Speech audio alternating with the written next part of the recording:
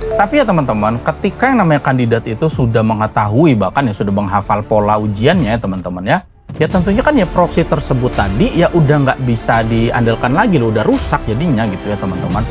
Jadi akhirnya kan mereka ini tidak lagi menunjukkan kemampuan berpikir yang sebenarnya gitu loh. Tapi akhirnya sekedar menunjukkan ya kemampuan mengoptimalkan diri gitu loh terhadap ya metode seleksi. Di situ masalah pertama gitu ya.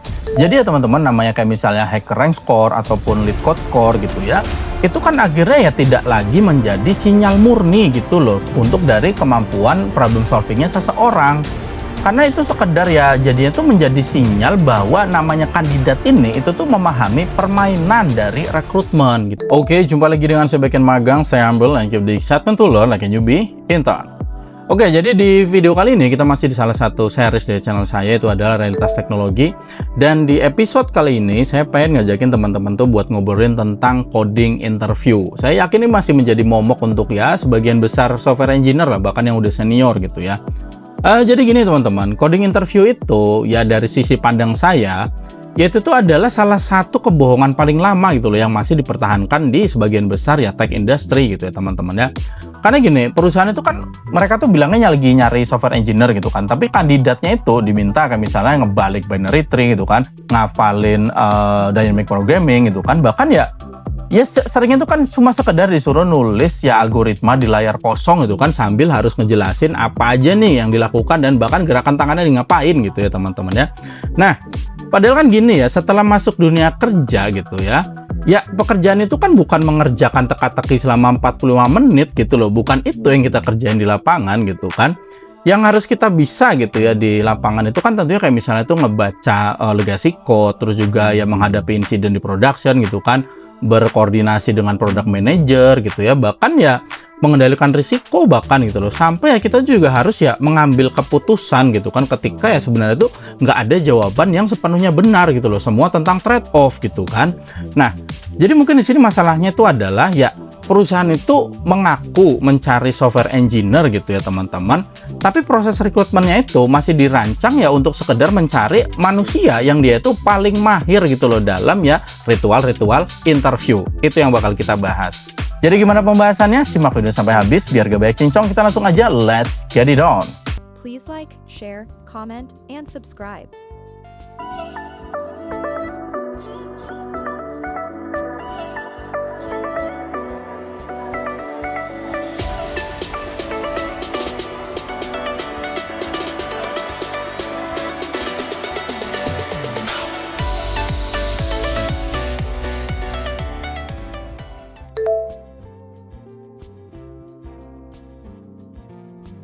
Oke, kita mulai dari yang pertama ya teman-teman ya. Jadi menurut keyakinan saya gitu ya, dan saya yakin banyak yang setuju gitu ya, ya coding interview itu kan tidak serta-merta bisa mengukur ya apakah seseorang itu mampu gitu loh menjadi seorang software engineer gitu ya.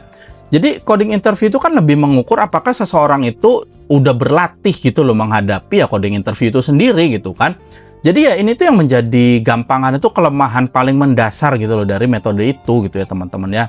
Jadi kandidat yang dia tuh ya emang pernah mengenali pola-pola soal dari coding challenge gitu kan, kayak lead code dan sebagainya gitu ya. Ya tentunya akan terlihat lebih pintar gitu loh daripada ya kandidat yang dia itu nggak pernah latihan di situ gitu kan, ataupun misalnya yang dia latih itu adalah justru kepemahaman sistemnya gitu ya.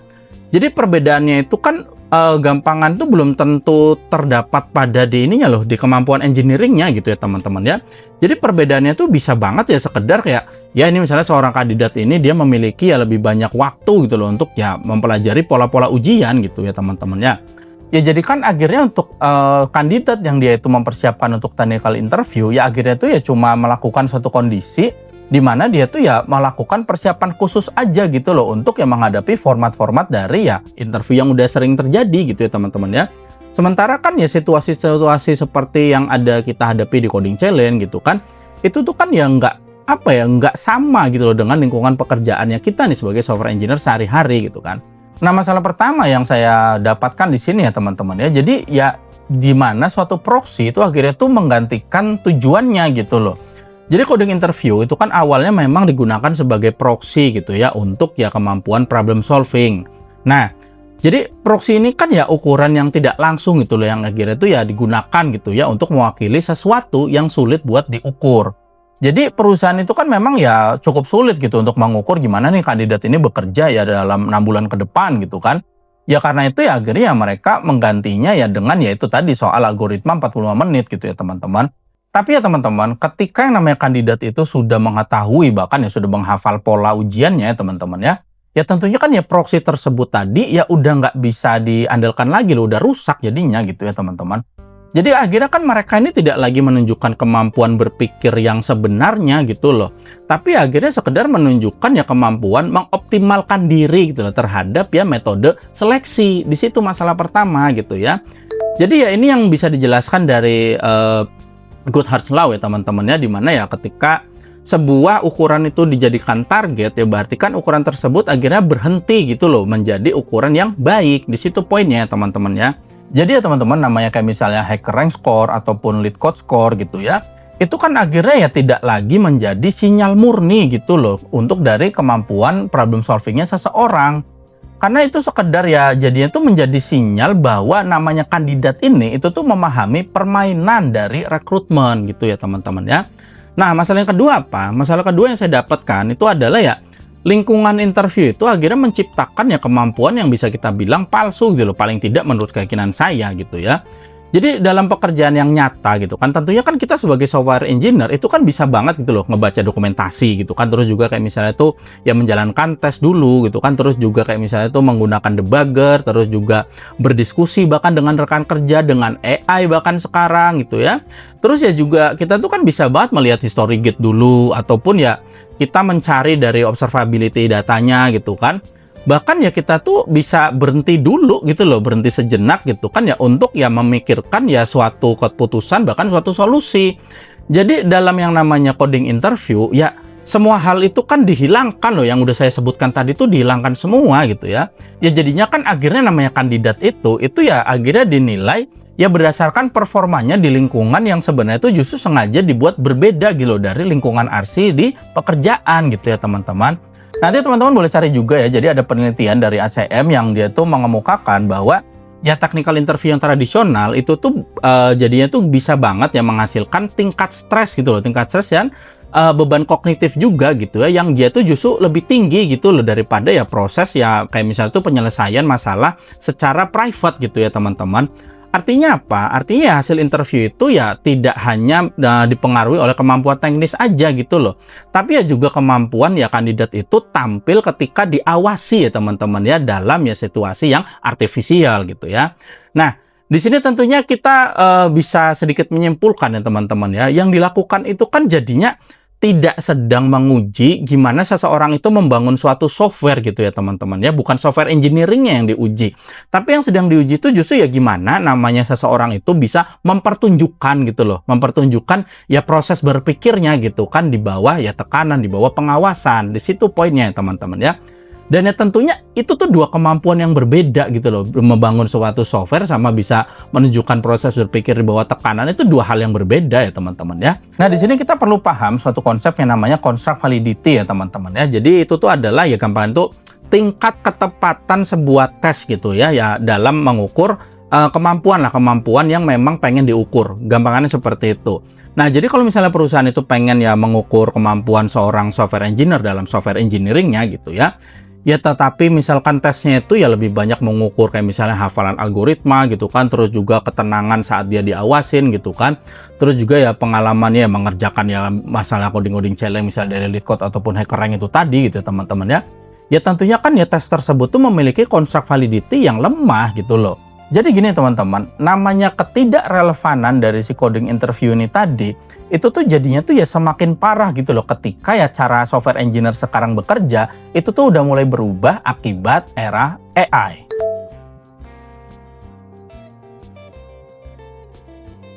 Nah selanjutnya gini teman-teman, coding interview itu kan dibangun berdasarkan ya sebuah asumsi lah bahwa namanya nilai utama dari seorang software engineer itu adalah kemampuannya menghasilkan kode secara manual gitu ya. Ya tapi kan namanya sekarang udah di era AI gitu kan, itu tentunya udah menghancurkan asumsi itu gitu loh. Saat ini kan namanya seorang software engineer itu kan bekerja minimal dia pakai code completion, terus juga ada dokumentasi otomatis, terus juga ada ya AI assistant bahkan gitu ya. Terus juga kan tentunya kita juga pakai yang namanya static analysis, terus juga kita tuh ada test generation, ada sort, ada debugger gitu kan. Bahkan ya kita tuh sudah menggunakan berbagai bentuk ya automation yang ada gitu ya teman-teman. Jadi dari GitHub sendiri ya udah mengemukakan gitu kan bahwa ya penggunaan Copilot itu kan akhirnya yang ngebantu namanya seorang software developer ataupun software engineer itu tuh ya bisa menyelesaikan ya tugas coding tertentu itu tuh lebih cepat gitu loh. Serta ya akhirnya tuh ya mengurangi ya energi mentalnya kita gitu kan untuk mengerjakan pekerjaan-pekerjaan yang sebenarnya cuma pekerjaan repetitif aja gitu ya. Nah, artinya apa? Artinya tentunya namanya pekerjaan software engineer sekarang ya teman-teman ya, itu tuh kan sudah bergeser gitu loh dari sekedar ya gampangannya itu menghasilkan suatu sintak ke arah yang akhirnya mengarahkan, memverifikasi, memvalidasi gitu kan, sampai akhirnya mengintegrasikan ya hasil dari berbagai tools gitu loh. Tapi ya teman-teman, tentunya teman-teman juga sering melihat gitu kan, namanya proses interview itu justru ya sering mengatakan kayak misalnya, oh jangan lihat dokumentasi, jangan pakai AI gitu kan. Ya gampangan itu jadi kayak seolah mengatakan jangan pakai hal-hal yang nanti sebenarnya bakal kamu pakai di kerjaan sehari-hari gitu loh. Nah itu poinnya gitu ya teman-teman. Jadi nih gampang itu kalau kita analogikan sebagai pilot pesawat terbang gitu ya. Ini tuh kayak ngerekrut pilot tapi ya menguji si pilot ini buat bisa nerbangin pesawat tanpa instrumen sama sekali gitu loh. Tapi ya teman-teman ya memang di sini ada paradoksnya juga gitu loh. Nggak serta-merta ya mulus-mulus aja, ada paradoksnya juga gitu kan. Nah paradok pertama itu ya ketika AI itu dilarang gitu teman-teman dalam coding interview gitu ya. Jadi ketika namanya AI itu dilarang ya berarti kan perusahaan ini ya sekedar menguji workflow masa lalu gitu loh. Jadi kandidat ini ya dinilai berdasarkan ya kemampuannya melakukan secara manual untuk pekerjaan yang nantinya bakal sehari-harinya itu dihadapi dengan berbagai bantuan alat gitu ya. Jadi kan yang bisa dibuktikan dari situ ya sekedar oh ini berarti kandidatnya mampu nih bekerja tanpa peralatan modern gitu ya. Tapi kan tentunya namanya perusahaan itu kan ya nggak bakal gitu loh membutuhkan namanya engineer yang dia itu sengaja bekerja dengan cara yang lambat gitu. Perusahaan kan butuhnya yang bisa kerja cepat gitu ya. Jadi kan tentunya namanya perusahaan itu kan yang membutuhkan seorang software engineer yang dia itu bisa menggunakan ya alat-alat modern gitu kan, tapi tidak kehilangan proses berpikirnya gitu loh. Nah ini kan beda cerita ya teman-teman ya. Nah, paradok yang kedua tuh apa? Ya paradok yang kedua tuh ketika ya AI-nya boleh dipakai gitu kan. Jadi kalau misalkan AI itu boleh dipakai dalam konteksnya ini adalah kayak misalnya itu take home test ya teman-teman ya. Ya itu juga jadi masalah gitu. Tentunya akhirnya perusahaan itu ya menghadapi masalah yang lain lagi gitu loh. Jadi kode yang terlihat baik di situ gitu kan ya belum tentu menunjukkan ya kompetensi dari si kandidatnya itu sendiri gitu loh. Jadi namanya AI itu kan ya bisa banget ya menghasilkan struktur proyek gitu kan, terus juga unit testing, endpoint gitu kan, ataupun ya query, dokumentasi gitu kan. Bahkan ya pekerjaan arsitektur yang apa ya bisa dijelaskan dengan terlihat lebih meyakinkan lah mudahnya seperti itu. Nah akibatnya apa? Ya akibatnya tentunya namanya take home test itu tadi ya akhirnya hanya meminta kandidat untuk ngebuat suatu aplikasi ya teman-teman ya, tapi juga kehilangan daya ukurnya gitu loh. Jadi ya perusahaan itu kan sebenarnya hanya menerima artefak akhir aja gitu ya teman-teman ya, tapi akhirnya tuh jadi nggak tahu tuh kayak misalnya, oh ini kandidatnya paham nggak sih kodenya gitu kan, terus juga oh ini kandidatnya tuh bisa nggak sih mendeteksi kesalahan yang ada gitu kan, ataupun ya ini kandidatnya tuh tahu nggak sih sebenarnya dia dari asumsi yang dibuat sama AI ini gimana itu kan. Terus juga kayak misalnya tuh ya apakah kandidatnya ini dia tuh mampu nggak sih memperbaikinya gitu kan, kayak misalnya tuh ketika requirement-nya berubah misalnya seperti itu. Jadi ya yang namanya platform assessment ini ya teman-teman ya, itu akhirnya kan ya mulai apa ya mengakui perubahan hal-hal seperti itu ya teman-teman. Jadi kalau teman-teman nanti mau cari ya itu ada laporan dari HackerRank tahun 2025 di mana ya di situ tuh menunjukkan preferensi developer itu akhirnya tuh bergeser gitu loh ke tantangan yang menyerupai pekerjaan sehari-hari gitu kan. Ya sementara kan penggunaan AI yaitu tuh udah jadi bagian yang luas lah gitu ya dari workflow software development gitu ya teman-teman. Nah di sini tentunya kita bisa tarik sedikit kesimpulan ya teman-teman ya, berarti larangan ya penggunaan AI itu tuh akhirnya membuat interview itu jadi tidak realistis, iya gitu kan. Tapi izin menggunakan AI kalau misalnya tuh ya nggak ada perubahan dari cara penilaian interviewnya gitu kan, ya itu kan ya membuat interview itu jadi nggak bisa dipercaya juga hasilnya gitu loh. Nah dengan kata lain ya teman-teman ya, sebenarnya bukan dari kandidatnya yang curang gitu loh dengan penggunaan AI ini gitu ya, tapi ya memang pada dasar itu desain ujiannya itu sendiri gitu loh, yang dia tuh ya belum mampu membedakan kompetensi manusia dari ya kemampuan suatu alat gitu ya teman-teman.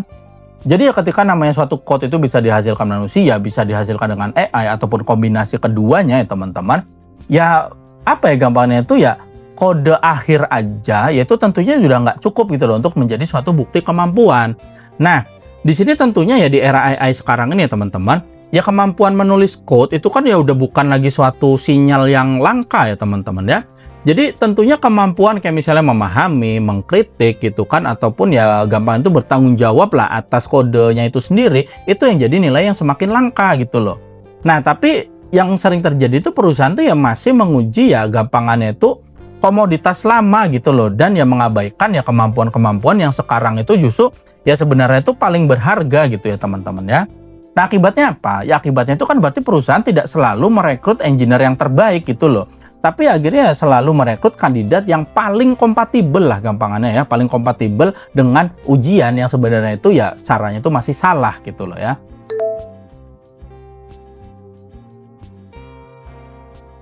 Nah, selanjutnya gini teman-teman, saya yakin teman-teman banyak yang setuju dengan hal ini. Jadi, namanya seorang software engineer yang terbaik itu tuh kan bukan ya orang yang selalu paling cepat menemukan jawaban gitu loh. Tapi namanya seorang software engineer yang baik itu tentunya orang yang mengetahui suatu risiko gitu loh ya dari suatu jawaban yang ada ya teman-teman ya. Jadi kan ya teman-teman, saya yakin teman-teman makin setuju nih. Namanya software di lingkungan production itu kan nggak bakal gagal hanya karena seseorang tuh misalnya, oh dia lupa cara ngebalikin linked list, oh dia lupa namanya binary tree seperti apa, oh bahkan dia lupa cara nulis array dengan suatu bahasa program tuh dia lupa caranya gitu kan. Itu hal yang wajar gitu dan itu nggak ganggu namanya software di lingkungan production gitu loh. Tapi namanya suatu sistem itu tuh kan gagal kayak misalnya ada retry yang dia tuh akhirnya menciptakan duplicate transaction, terus juga misalnya tuh ada timeout yang terlalu panjang, ada misalnya cache yang dia tuh nyimpen data yang salah, atau kan misalnya ada service dia tuh gagal tapi nggak punya fallback yang benar, ataupun kayak misalnya ada query yang kelihatannya tuh udah benar gitu ya, tapi ketika datanya puluhan juta, dia query-nya itu jadi berantakan gitu loh, gagal dia menghasilkan suatu data yang benar gitu kan. Itu juga ya gampangannya tuh yang paling sering terjadi itu adalah keputusan lokal itu akhirnya menciptakan kegagalan yang global. Itu loh yang sering terjadi di ya software level production gitu ya. Jadi ya bahkan ya nggak ada satupun kemampuan tersebut itu tadi yang ya bisa dinilai secara gampangan itu secara serius gitu ya dengan sekedar mengerjakan algoritma abstrak selama 45 menit gitu loh. Jadi ya bahkan gini teman-teman, yang jadi lebih buruk lagi yaitu adalah ya coding interview itu akhirnya menciptakan ya false negatif sama false positif juga gitu loh. False negatifnya gimana? Jadi gini teman-teman, false negatifnya itu ya akhirnya engineer yang berpengalaman ya, itu justru bisa banget gagal itu. Karena kayak misalnya, oh dia udah lama nggak ngerjain ya coding-coding puzzle gitu kan, puzzle algoritma dia udah lama nggak ngerjain itu, bahkan ya udah nggak peduli karena kerjaannya udah terlalu sibuk gitu kan. Ataupun kayak misalnya tuh dia ya tadi nggak hafal pola tertentu, lupa cara nulis array di sini, lupa cara nulis loop di situ gitu kan. Itu sangat-sangat normal gitu. Kita pasti buka dokumentasi lagi gitu kan. Ataupun kayak misalnya tuh performa itu bisa banget turun kalau dia diliatin itu, diawasin itu banyak loh orang yang kayak gitu, dia nggak nyaman diperhatiin gitu kalau lagi kerja gitu kan. Terus juga kayak misalnya itu terlalu banyak mempertimbangkan edge case gitu kan, ya bahkan karena sudah terbiasa bekerja dengan dokumentasi dan eksperimen gitu loh. Nah akhirnya ya perusahaan itu bisa banget jadinya tuh menolak orang yang sebenarnya tuh ya mungkin sangat kompeten gitu loh untuk mengelola sistem yang nyata gitu ya teman-temannya, bukan sekedar ya mainan di lead code gitu loh. Terus kalau untuk false positifnya itu adalah ya akhirnya kandidat itu bisa banget dia lulus gitu kan karena oh dia udah menghafalkan ratusan pola gitu kan, oh dia udah mengenali variasi soal, ataupun kan misalnya tuh dia mampu berbicara dengan lancar gitu kan ketika ya dihadapin banyak orang gitu kan, ataupun ya dia itu ya memiliki ya coding interview yang gampangnya itu lebih intensif lah seperti itu. Tapi kan tentunya ya itu semua tuh apa ya gampangnya itu belum membuktikan bahwa ya dia itu bisa kayak misalnya membaca legacy code yang berantakan, ataupun kayak misalnya itu menolak requirement yang berbahaya, melakukan rollback, terus juga kayak misalnya itu menyelidiki suatu insiden gitu kan, mempertanggungjawabkan suatu keputusan gitu kan, dan ya bahkan ya menjaga sistem itu bisa hidup selama bertahun-tahun gitu loh. Nah tentunya di sini akan muncul pertanyaan gitu kan, jadi harusnya gimana nih gitu kan? Ya tentunya emang bukan coding test gitu ya teman-temannya, tapi yang melakukan yang namanya engineering simulation gitu. Nah ini yang udah cukup banyak dilakukan, tapi ya nggak sebanyak ya perusahaan yang masih tetap melakukan coding challenge gitu ya teman-teman ya. Jadi sebenarnya kandidat itu paling baiknya itu adalah ya harus dikasih sebuah misalnya itu repositori kecil gitu ya, yang dia tuh nanti sengaja dikasih masalah yang nyata itu, kayak misalnya oh ini ada endpoint pembayaran yang dia tuh kadang-kadang bikin transaksi ganda, Atau misalkan ini ada API yang dia itu apa ya gambarnya itu jadi ngadat gitu kalau trafficnya meningkat, atau misalkan kayak ini ada service yang dia itu gagal gitu kan ketika dependensinya itu time out harus digimanain, atau misalnya kayak ini ada query dia itu aman gitu untuk datanya, kayak misalnya kalau datanya baru 10.000 gitu tapi kalau datanya 100.000 dia ada masalah gitu. Nah seperti itu harusnya gitu kan. Jadi ya di situ tentunya kandidat harus diperbolehkan untuk kayak misalnya lihat dokumentasi, terus juga ya cari-cari di internet, pakai debugger gitu kan, ataupun ya benar-benar melakukan profiling dulu gitu kan, sampai ya menggunakan AI gitu ya teman-teman ya. Jadi gini, tentunya walaupun seperti itu ya kandidat itu tentunya harus bisa juga gitu untuk menjelaskan kayak misalnya ini apa sih masalah sebenarnya gitu kan, atau ini bukti apa nih yang bisa mendukung diagnosis itu gitu kan, ataupun kayak misalnya itu perubahan apa nih yang kamu lakukan, ataupun kayak resiko baru apa nih yang bisa muncul dari solusi yang kamu kasih, apa nih trade off-nya gitu kan. Jadi ya dengan format-format yang seperti itu tadi ya teman-teman, ya AI itu kan tidak perlu dianggap sebagai suatu kecurangan gitu loh. Tapi AI itu ya justru ya jadi bagian dari ujiannya itu sendiri gitu kan. Jadi apakah namanya seorang kandidat ini dia tuh mampu gitu loh mengendalikan ya suatu tool gitu kan, atau hanya sekedar ya menerima jawaban mentah-mentah aja dari suatu tool, dari suatu AI gitu ya teman-teman ya. Jadi ya kemampuan yang sebenarnya yang harus diukur itu tentunya pertama itu adalah sistem comprehension ya teman-teman ya. Maksudnya apa? Sistem comprehension itu gampangnya ya seberapa cepat lah namanya kandidat itu memahami ya sistem yang dia itu tidak dibuat sama dia sendiri gitu teman-teman ya. Nah tentunya selanjutnya itu adalah yang perlu dinilai ya engineering judgment-nya gitu kan. Jadi ya apakah si kandidatnya ini memahami trade off tadi gitu ya teman-teman ya, bukan yang sekedar ya ini menemukan solusi yang jalan gimana gitu kan, tapi trade off-nya apa gitu kan. Nah tentunya selanjutnya yang perlu diuji lagi tuh verification ya teman-teman ya. Jadi ini gampangannya kayak apakah nih kandidat ini dia itu bisa menguji lagi output dari dia sendiri ataupun output yang dikeluarkan sama AI gitu ya. Terus juga yang perlu diuji lagi tuh ya risk awareness itu juga sangat penting ya teman-teman ya. Jadi gampangannya risk awareness itu adalah apakah kandidat itu bisa melihat gitu loh kemungkinan kegagalan, kemungkinan masalah keamanan gitu kan, performa gitu ya, dan juga ya konsekuensi dari operasional ya teman-teman ya. Terus juga yang terakhir ya tentunya ownership gitu loh. Maksudnya gimana? Jadi ownership itu gampangannya itu apakah kandidatnya ini bersedia nggak dia tuh bertanggung jawab loh atas keputusan yang dia buat gitu, nggak menye-menye gitu kan. Jadi gini teman-teman, ya software engineering itu kan ya bukan olahraga individual untuk menemukan jawaban tercepat ya teman-teman ya. Tapi yang namanya software engineering itu kan ya suatu disiplin gitu loh untuk ya bisa ya mengambil keputusan gitu kan, yang dia itu ya konsekuensinya itu bakal ditanggung ya dari mulai pengguna, perusahaan gitu kan ya, sampai engineer-engineer yang lain gitu ya teman-teman ya. Jadi selama namanya perusahaan itu ya hanya sekedar ya mengukur ya kecepatan gitu ya, kecepatan dari menulis suatu solusi gitu ya teman-teman, ya tentunya mereka tuh ya tidak sedang mencari software engineer gitu ya, tapi yang dicari itu ya sekedar ya peserta ya ujian terbaik aja gitu ya teman-teman ya. Oke teman-teman, tentunya dari semua yang udah saya sampaikan tadi kita bisa simpulkan ya teman-teman ya, namanya coding interview itu ya tidak selalu gagal karena soalnya sulit ya teman-teman ya. Tapi ya coding interview itu tentunya gagal ya karena ya menjawab pertanyaan yang sebenarnya itu udah nggak relevan lagi gitu di era sekarang gitu ya.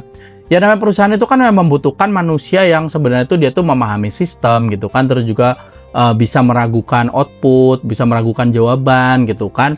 Terus juga bisa mengendalikan risiko gitu ya, dan bahkan ya bisa bertanggung jawab ketika sesuatu itu ya gagal. Tapi ya teman-teman, selama namanya proses rekrutmen itu ya masih mengutamakan ya kayak misalnya itu hafalan algoritma, mengerti pola ujian gitu ya teman-teman ya. Ya tentunya industri itu ya akan selalu ya melakukan kesalahan yang ironis gitu loh. Jadi mungkin mereka itu akan menolak engineer yang sebenarnya itu dia mampu untuk menjaga sistem, tapi menerima kandidat yang sebenarnya cuma sekedar mampu menaklukkan ujian. Oke, jadi sekali lagi ya selamat datang di Realitas Teknologi. Dan ya itu aja yang saya sampaikan pada video kali ini. Saya harap ini bisa bermanfaat buat teman-teman semua. Thank you for watching dan salam backend magang.